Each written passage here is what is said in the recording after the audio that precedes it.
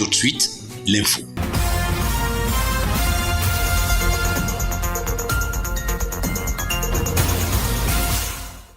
La cour d'honneur du 21e régiment du génie militaire à Douala a servi de cadre le 1er juillet 2021 à la traditionnelle cérémonie de remise des épaulettes et galons au titre du 3e trimestre de l'année budgétaire 2021. La circonstance, animée par la musique des armées, est présidée par le colonel Melal Camille, commandant le 21e régiment du génie militaire, a promu au grade supérieur des officiers, sous-officiers et militaires de rang, tous diplômés du centre d'instruction du génie militaire. C'est une reconnaissance du travail abattu, mais nous allons rendre grâce à Dieu pour être en arrivé là et remercier le chef de l'État pour la haute confiance renouvelée. Le caporal-chef Messanga Deni a personnellement été honoré par le colonel commandant le 21e régiment du génie militaire. Je veux dire grandement merci, surtout parce que le colonel m'a mis le galon de caporal-chef. Il m'a poussé ce galon, je vais jusqu'à colonel même si Dieu voulait. Pour ce promu, cette promotion est un appel à plus de travail. C'est une transition d'une étape à une autre. C'est là où j'ai même encore beaucoup d'efforts à faire. Voici, s'il en était encore besoin, rappeler aux invités la symbolique de l'événement. C'est un événement qui revêt tout un symbole. Le symbole du succès, le symbole du triomphe. Parce que quand on est promu, c'est l'aboutissement d'un travail et c'est la reconnaissance de la hiérarchie. Au promu, le colonel commandant le génie militaire a rappelé: l'avancement n'est pas une fin en soi. Aujourd'hui, on reconnaît le travail que vous avez abattu, mais ne soyez pas surpris demain qu'on vous descende si vous changez de cap. En rapport avec les réjouissances populaires, l'invite au respect des mesures barrières a été faite. Durant vos réjouissances, n'oubliez pas que M. Corona continue de se balader et fait encore beaucoup de lavage parmi nous. Photos de famille, remise de bouquets de fleurs et youyou ont, comme en pareille circonstance, marqué l'événement.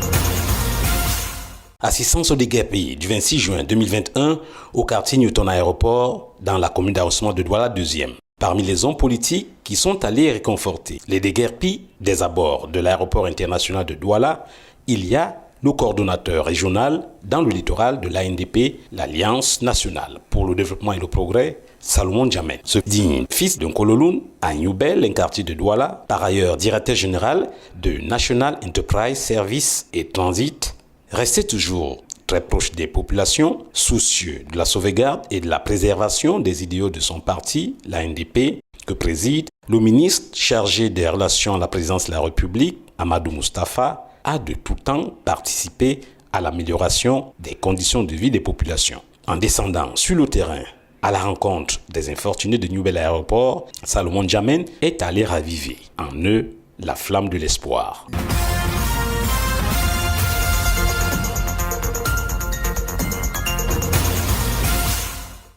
Engagé dans la culture de la performance depuis de nombreuses années, le groupe SABC, Société anonyme des brasseries du Cameroun, pour encourager les jeunes talents et leur offrir la visibilité de leur savoir-faire, organise le Dino Art Contest, placé sous le thème Art Fights Covid.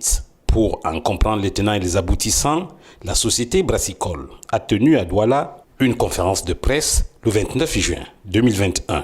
Et là, l'idée est vraiment de prendre des jeunes de 15 ans, talentueux dans leur domaine, professionnels ou pas, mais vraiment confirmer à ces jeunes-là qu'ils doivent vraiment croire en leurs atouts, en leurs talents. Aux acteurs, jeunes amateurs d'art camerounais, de saisir la perche qui leur est ainsi tendue.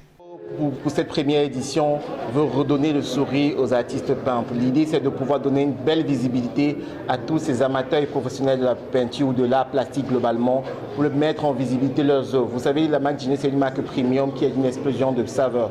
Nous voulons qu'au-delà de la saveur, nous puissions faire une explosion de talent.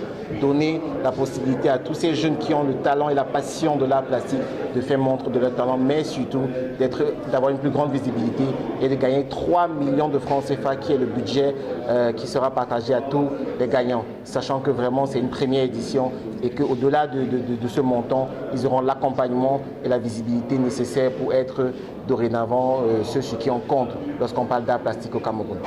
Art Fights Covid, un concept fédérateur, un moyen idoine de sensibilisation des populations.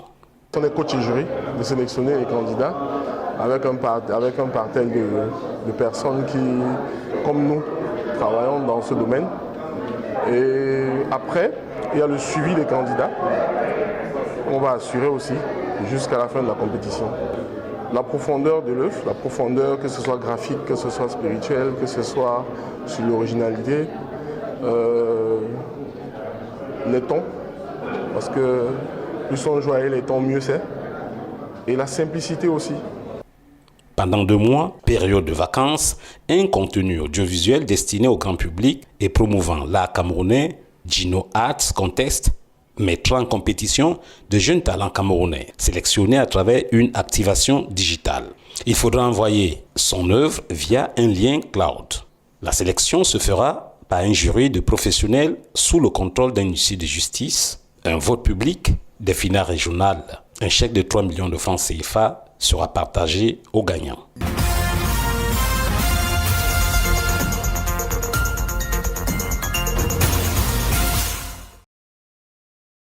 C'est dans un bâtiment en délabrement avancé que 150 candidats ont abordé les épreuves du CEP dans le sous-centre écrit de l'école d'application de Monatélé, groupe 2, ce matin.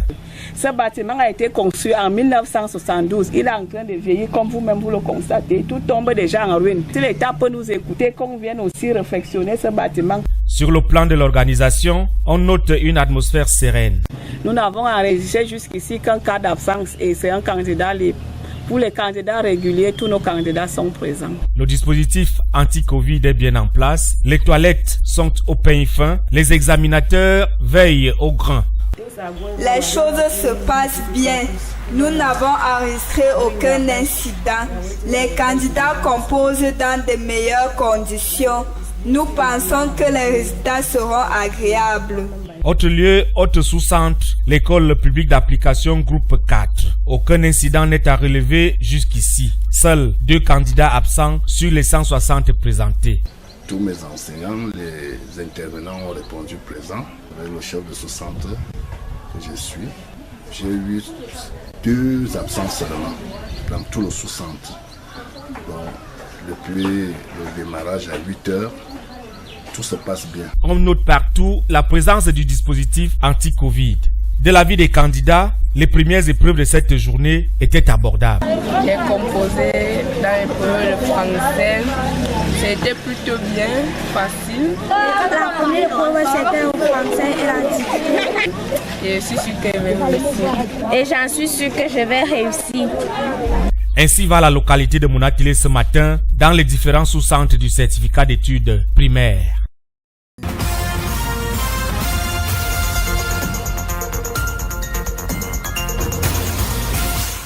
Jadis connu comme havre de paix au milieu des mondes en proie à de nombreuses crises multisectorielles, le Cameroun ne l'est plus depuis près de 3 décennies. Des crises ont traversé le pays, d'autres y ont même presque fait leur lit. La crise financière avec ses conséquences, perte d'emploi, baisse de salaire et donc de pouvoir d'achat, des catastrophes naturelles, aériennes, ferroviaires, des inondations et éboulements, des crises alimentaires, sanitaires, sécuritaires, toutes avec leur train de tourment. C'est pour rétablir les équilibres que sont de plus en plus menées par des leaders religieux des réflexions, et ce conformément au programme du dialogue interreligieux de l'UNESCO, composante essentielle du dialogue interculturel, ayant pour but principal le dialogue entre les principales religions dans le monde, où les conflits sont parfois exacerbés par des fanatiques religieux. Ce n'est heureusement pas le cas au Cameroun, qui a cependant mal à sa paix. C'est pourquoi au Centre d'animation, de formation, de recherche et d'appui au développement CAFRAD en abrégé de l'Église évangélique du Cameroun, annexe de Bonabéry, dans le 4e arrondissement de Douala, s'est tenu le 26 juin 2021 un énième séminaire sur le thème « Chrétiens et musulmans du Cameroun, quel apport pratique aux 4 crises sociales actuelles, crise sanitaire, crise sécuritaire, crise alimentaire et crise du vivre ensemble harmonieux ». Exposés, échanges, travaux en atelier qui ont meublé les assises ont été sanctionnés par une déclaration commune et un communiqué final. Leader spirituel musulman, l'imam Daouda Aboubakar Labaran, secrétaire général à la Grande Mosquée centrale de Douala, chargé de la communication et chercheur, a exposé sur les différentes crises sous le prisme de l'islam, non sans en esquisser les solutions. Les leaders religieux doivent être proactifs. Nous avons parlé d'exemplarité, ils doivent être des modèles et surtout être solidaires. Nous disons qu'au Cameroun, cette cohabitation pacifique, elle est effective parce que nous avons des instances, des plateformes dans lesquelles nous nous réunissons. Nous avons la CADIR, Association camerounaise pour le dialogue interreligieux, où nous religieux, nous nous concertons par rapport à ce que nous pouvons apporter dans l'éducation beaucoup plus spirituelle et morale de nos enfants. Et surtout en prêchant l'amour du prochain, en prêchant la paix, la concorde. Et nous demandons même à l'État de revoir cette notion de laïcité et donner une place importante aux religions dans l'éducation et la formation des citoyens de ce pays. Professeur de théologie à la faculté de théologie protestante et des sciences des religions de Ndungue, chef de département histoire des religions, le pasteur Nestor Pungé Kemayou est directeur du département du ministère pastoral de l'évangélisation, de l'éducation chrétienne et de l'enseignement théologique à l'Église évangélique du Cameroun. Parlant des contributions des chrétiens et des musulmans du Cameroun relatives aux solutions aux différentes crises, le chercheur et facilitateur du séminaire à la fin des travaux. Nous avons planché sur des thématiques très actuelles et pertinentes qui interpellent autant le religieux que le politique. Et donc nous l'avons fait, comme vous avez suivi dans la déclaration finale qui a été lue tout à l'heure, nous l'avons fait toujours avec à l'esprit l'idée d'apporter une plus-value à la réflexion et aux politiques, car le politique ne peut pas tout faire. Les prières que nous faisons dans nos mosquées ou dans nos églises ne sont pas les moindres, mais en marge de cela, généralement, nous apportons des assistances matérielles, par exemple aux prisonniers, par exemple dans les orphelinats, à des occasions précises. Donc, de ce point de vue, nos apports sont déjà considérables. Nous ne sommes pas exhaustifs dans la liste. Le retour de la paix au Cameroun se fera avec la contribution de toutes les forces vives, celles des communautés religieuses avec.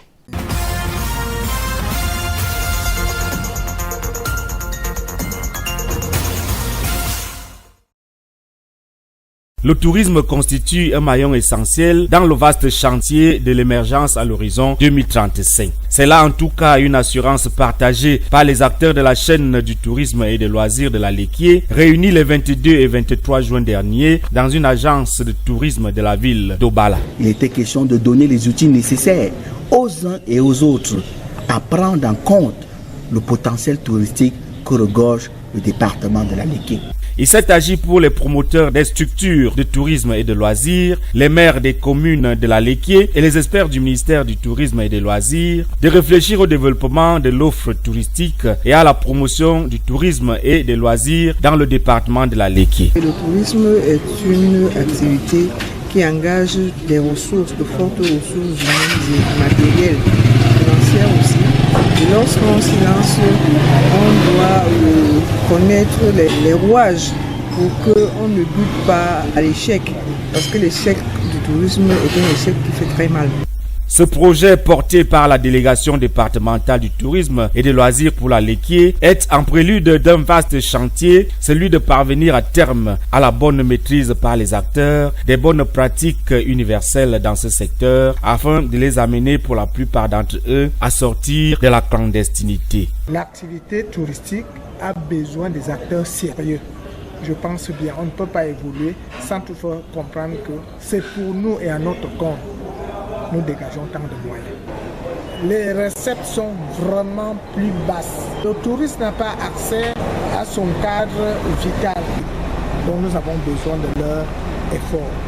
Occasion également pour les élus municipaux de comprendre que le secteur du tourisme et des loisirs offre un large gisement d'opportunités économiques et d'emplois qui n'attendent qu'à être explorés et entretenus afin de booster au sein des collectivités territoriales décentralisées une économie touristique locale dans chaque commune.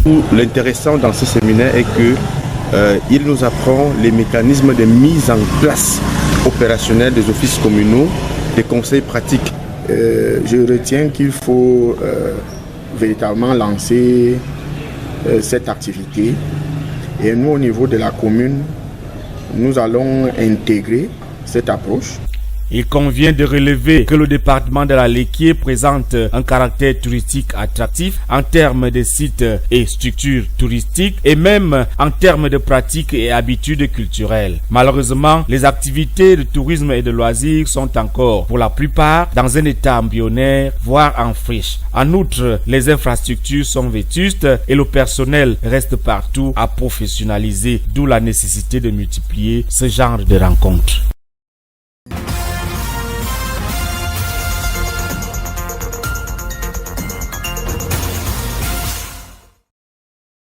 C'est à la majorité absolue de 38 voix contre 40 que les comptes administratifs et de gestion de la commune d'Obala ont été adoptés le 25 juin 2021 dernier au cours d'un conseil municipal ordinaire organisé à cet effet dans la salle du centre de documentation et d'information d'Obala. C'était en présence du préfet du département de la Léquié qu'assistaient les délégués départementaux en charge des affaires de la décentralisation. Cette session a permis de constater que les conseillers municipaux de la commune d'Obala, la plupart d'entre eux, sont en train de s'approprier progressivement, n'est-ce pas, les concepts et les mécanismes de la décentralisation.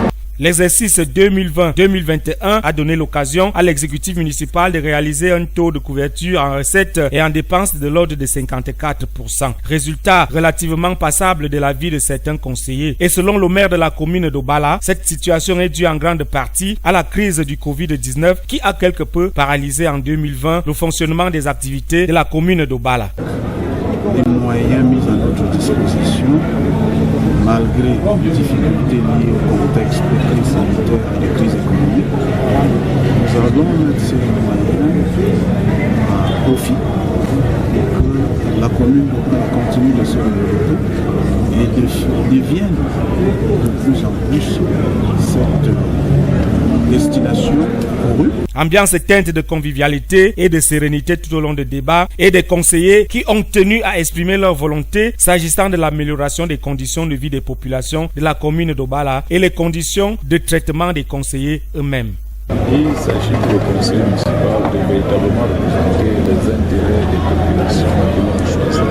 À une session comme ça, nous attendons parce que les ambassadeurs puissent lancer un regard, je pourrais même dire à la rigueur éditoriale sur le développement qui leur sont présentés par l'exécutif municipal.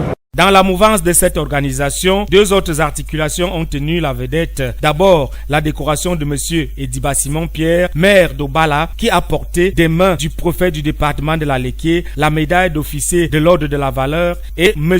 Mvoko Faustin, qui a reçu ses attributs de premier adjoint au maire d'Obala, en remplacement du regretté Bita Isi Bonaventure, décédé il y a quelques mois.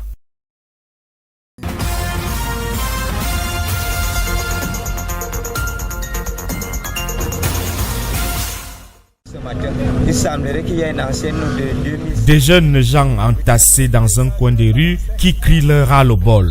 Des camionneurs garés à la n'importe comment, obstruant l'entrée de la ville et les opérateurs de sable qui ruminent leur colère à peine voilée. C'est sous ce climat de haute tension que s'est réveillée la ville balnéaire du département de la Léquié en début de semaine dernière. Pour tout ce beau monde, Monatélé et ses autorités ne favorisent pas l'épanouissement d'une jeunesse sans autre source de revenus et qui se bat dans le sable pour ne pas verser dans la délinquance, le banditisme et autres vandalismes. C'est comme si nous n'avions personne dans l'arrondissement de Monatélé. Ça n'affiche pas une très bonne image à Monatélé.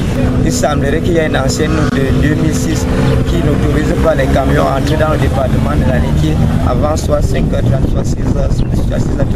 Je n'en sais rien. Bon, mais ce n'est pas un problème de l'arrondissement de Monatélé. Les autorités de la ville, quant à elles, parlent d'une campagne de routine mise en route par le commissaire de sécurité publique et les forces de l'ordre de Monatélé afin de réglementer un secteur où les camionneurs non conformes ne choisissent que de rouler dans la nuit, se livrant à toutes sortes d'activités à risque, accidents, incivisme, nuisances sonores et même détérioration de la chaussée. Les camionneurs n'ont ni assurance, ni visite technique, ni carte grise, ni stationnement. Alors lorsque la police a fait son travail, on ne saurait le leur reprocher. Une rencontre entre le maire de la ville et les acteurs du secteur du sable à Monatélé a permis de calmer les tensions. Nous nous sommes dit que nous allons nous rapprocher des autorités compétentes à l'effet de voir qu'est-ce qu'il y a lieu de faire quant à l'assouplissement de ces mesures, mais il ne s'agit pas de les annuler, pas du tout. Satisfaction générale donc pour les partis. Une note d'humeur qui avait tout pour dégénérer vient d'être désamorcée. Il nous a rassurés de travailler d'un commun accord, d'une union fraternelle soudée. Et nous sommes ravis et nous avions pris la résolution de marcher avec lui main dans la main. Le dialogue a une fois de plus prévalu pour une commune de Monatélé plus rayonnante et plus prospère. Le travail doit donc reprendre pour les exploitants de sable et les autres acteurs de ce secteur, à la condition que les camionneurs consentent à respecter la norme.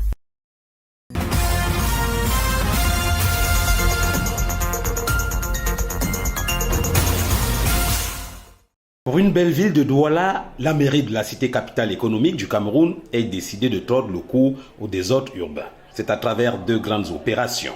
L'une de libération des trottoirs et galeries marchandes, l'autre de professionnalisation et d'assainissement du secteur de mototaxi. Après la phase de sensibilisation, la phase de réalisation a fondé la descente sur le terrain le 22 juin 2021 du préfet du département du Vori, Benjamin Boutou, et du maire de la ville, Dr Roger Mbassadine. Les deux personnalités ont constaté la libération du trottoir et des galeries marchandes au lieu appelé Douche Aqua au marché chinois. La rue n'est pas le marché. Ils doivent aller au marché pour vendre. Si je suis commerçant, ma marchandise passe au marché. Ce n'est pas dans la rue. C'est pour ça que j'ai dit qu'un commerçant ne serait un garçon de la rue. Et vous savez, quand on parle de garçon de la rue, c'est l'insécurité. C'est eux qui nous arrachent le sac. C'est tout cela. Les pickpockets, ils viennent d'où? Donc je ne voudrais pas assimiler les commerçants aux pickpockets. Après Aqua, c'était au tour de l'aire aménagé provisoirement aux taxis et mototaxis au rond-point des Edo, au lieu dit ancien enflot. Par rapport au site que le gouvernement a prévu pour nous, c'est d'ailleurs une bonne idée.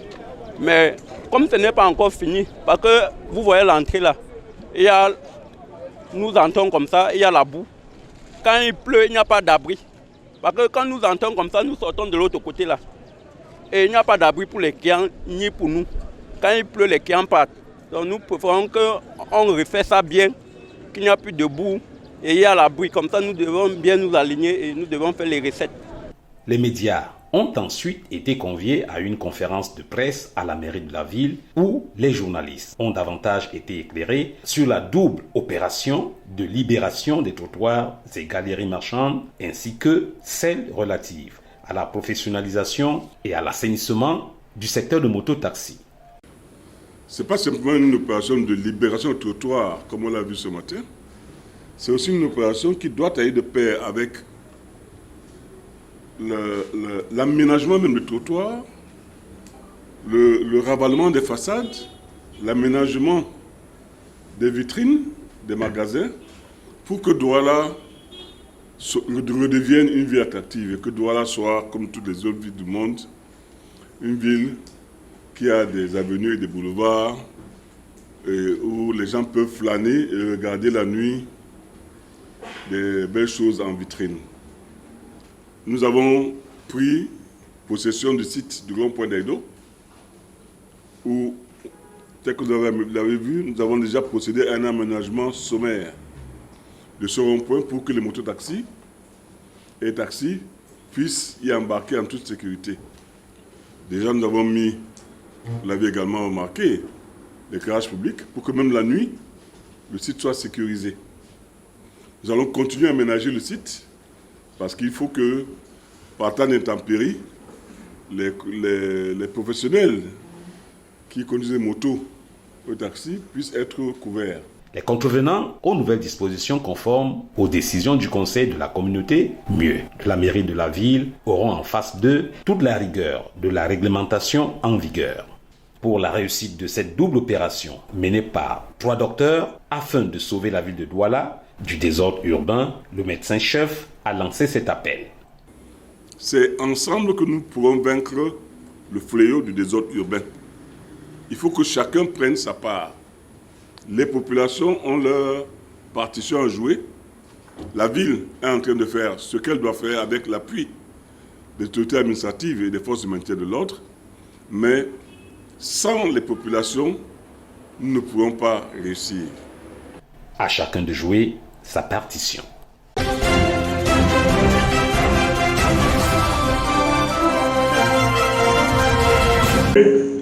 And by virtue of the powers conferred on us, some 21 staff of the George and Jerry Construction Company Limited, one of the leading construction company in Cameroon, have been decorated with labor medals of honor as recognition for their commitment in fostering development in the Southwest region and creating job opportunities. Among those decorated was the CEO of this leading construction company, Thabo George Eku, who was decorated with a gold medal of honor, and the officer of the Cameroon Order of Merit. We need to call our brothers and join our heads together to know that we have to build our nation ourselves, not from experts, not from white men, but us Cameroonians have to join ourselves together to build up the country. This was during this Maiden Labour Award ceremony presided at by the Southwest Governor Bernard Okala Bilai. Addressing the management and staff of the leading construction company in Cameroon, the Southwest Governor commended them for their effort in fostering development in the Southwest region, despite the shackles of the ongoing Anglophone crisis that has compelled several construction companies to evacuate. You know that most of the enterprises have run away, but there, George and Jerry and others, they continue because they are sons and daughters of this region. They must show the good example. They are appealing their other brothers to come to join them for the construction of this region. A recognition which, according to the Director of Upgrading Enterprise, Shanta Elombat, is well deserving after evaluating the output of the construction company. We are upgrading office and we follow George and Jerry construction system, and year by year this society is upgrading. Meanwhile, other staff were encouraged to work harder in order to attract such recognition from the state, while prioritizing the Southwest population by maintaining quality construction services whenever the need arises.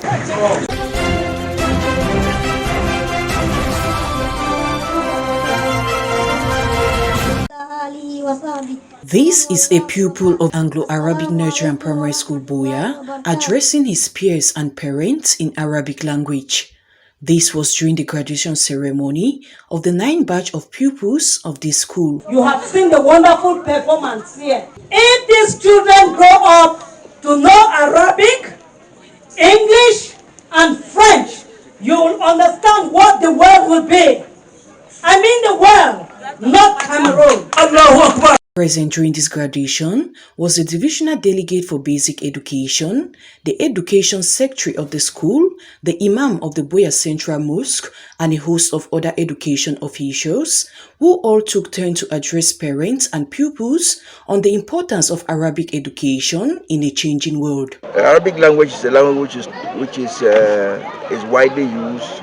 The United Nations is using the Arabic language. The government of Cameroon, in our training schools today, we have the program for training Arabic teachers. And so, what are we doing at the tertiary level? We have to prepare the children so that they have access to the secondary, prepare them, and they go down to university. Then there are products which can be consumed in any part of the world. And to see it for yourself, that it is not only English, we have French, we have Arabic. And it's not only that, another peculiar issue that you need to take home back is that our teachers are all Christians. Also, following the outbreak of the ongoing Anglophone crisis, the Islamic Anglo-Arabic Nursery and Primary School, just like every other institution of learning, is facing some challenges, as the head teacher of the school noted. Please look at your children's testimonials, please.